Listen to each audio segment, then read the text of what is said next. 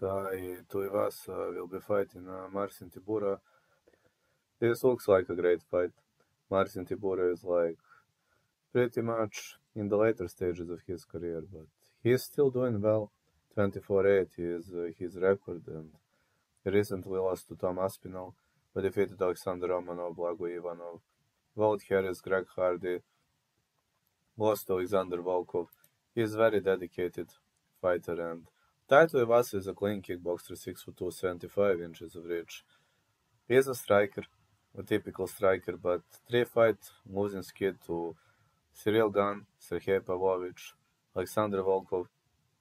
He was losing to high-level opponents and beasts, but Tai Tuivasa has a knockout power in the early stages of the fight.